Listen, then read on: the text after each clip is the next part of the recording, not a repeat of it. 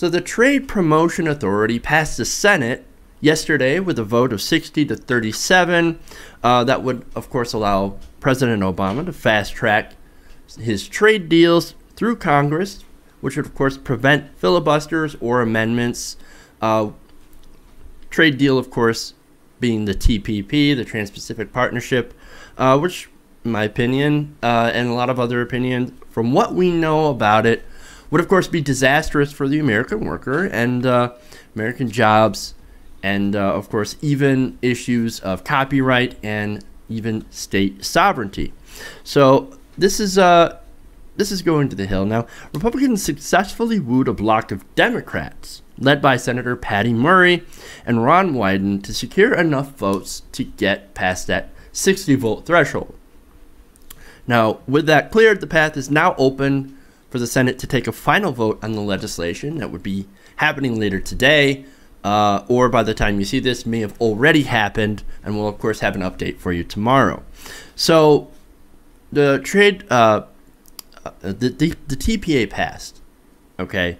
So what about the TAA? Now, if you remember, the TAA would help people, and it's been around for a long time when it comes to trade deals. It's not exactly a new piece of legislation, but it does have to be renewed. What it would do is that it would provide compensation, job training, actual money, as well as different kinds of things that would help people displaced by trade deals, such as the TPP, in order to get them back on their feet, to get other jobs if they're available.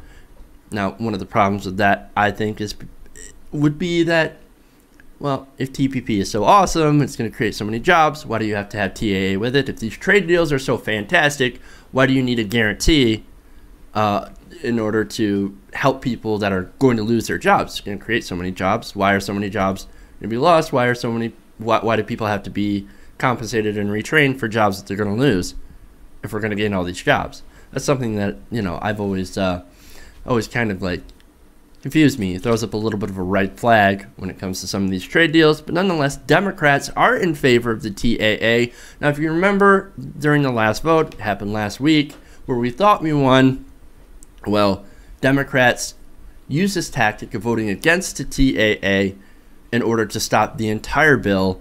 Now, in response to that, Republicans, who are obviously against anything that helps the American worker and people get back on their feet, well, they're expected to, well, they're against it, right? And so what they did is that they split this in half. And now it goes for a separate vote.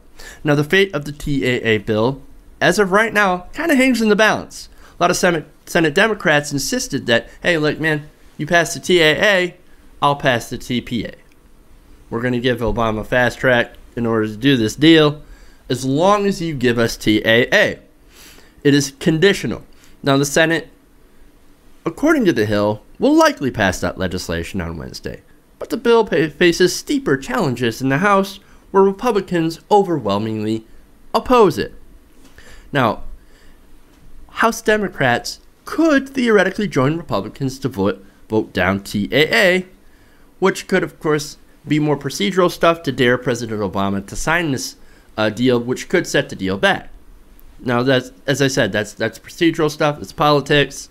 In order to, defeat the whole package of the TPA. Obama said he's not going to sign it without the TAA legislation.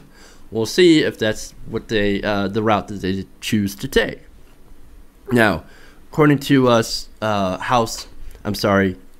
according to Josh Earnest, which is the White House Speaker, the commitment that there's no reason that it should come to that. The commitment that Leader McConnell and Speaker Boehner have made is that there will be a clear path for TAA legislation to arrive at the president's desk. Yes, a commitment from Mitch McConnell and Speaker Boehner. Yeah, okay. All right. Yeah, believing those guys, you know, the Oompa Loompa and the turtle. Putting your trust in those guys? Oh yeah, no. Well, we'll get TPA passed, even though TAA passed, even though we absolutely hate it, and that might actually help the the American people as opposed to the corporations that we serve, which is why we are, of course, overwhelmingly in favor of the TPA and TPP legislation, these trade deals. They're going to help multinational corporations a whole ton, which is why, of course, we're overwhelmingly backing it. Now, TAA, well, that's going to help regular people. Yeah, sure. We'll pass that through, even though most of the House is against it. So now there's that. Now, right after this bill, right after it passed, of course, in the Senate, presidential candidate and Senator Bernie Sanders had some words for the senators. Let's take a listen. This trade agreement was supported by virtually every major corporation in this country, the vast majority of whom have outsourced millions of jobs to low-wage countries all over the world. This trade agreement is supported by Wall Street. This trade agreement is supported by the pharmaceutical industry, who want to charge people in poor countries higher prices for the medicine they desperately need. This agreement was opposed by every union in this country, by almost every environmental group, and many religious groups.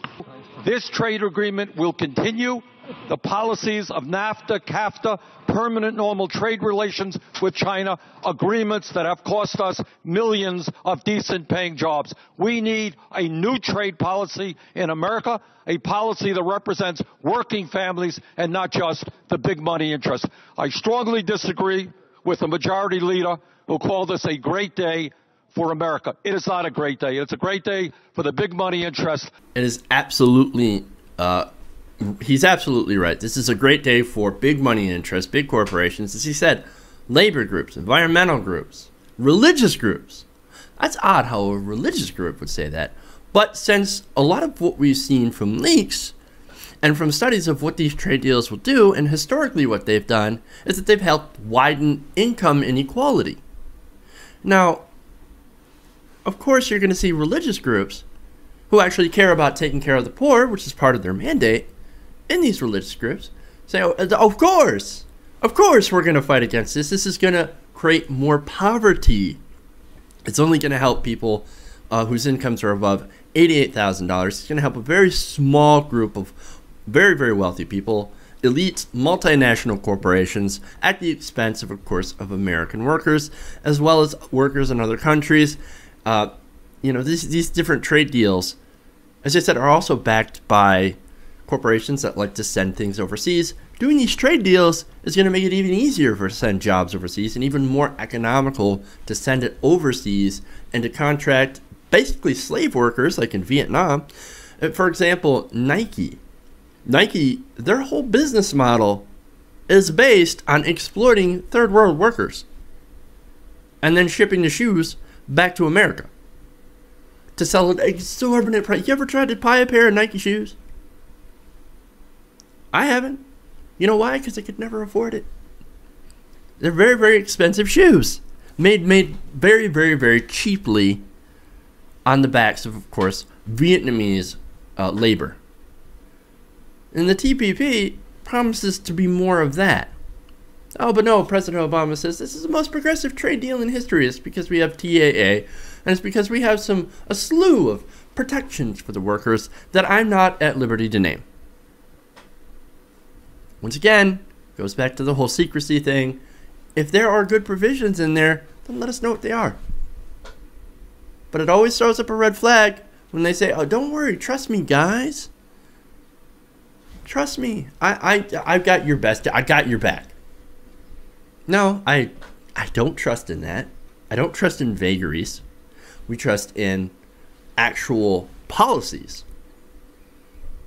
And that's, of course, why we are in favor of Bernie Sanders, because he doesn't deal with vagaries. He deals with specifics, and he's been very specific on his stance on trade, on the TPP, on TPA, on all of that, TTIP, all of these disastrous trade deals, which I know TPA is not a trade deal, it's just being able to fast track this trade deal. But nonetheless, he's been very clear, unlike, at least for a while, Hillary Clinton, that finally took a position that was opposite of her previous position on trade because, oh crap, turns out the American workers and a lot of Americans are a little sketchy on this one. There's been a lot of backlash from the liberal base, from progressives, that say, hold on, we'd like to know at least what's in this trade deal before we sign off on it. And I think I echo that sentiment. And of course, now Hillary is also echoing that sentiment. So, nonetheless, we'll see what happens with the trade bill getting voted, of course, today in the House again, and we'll see if it ends up on the president's desk without the TAA attached to it. We'll see what happens. We'll give you updates as soon as we can.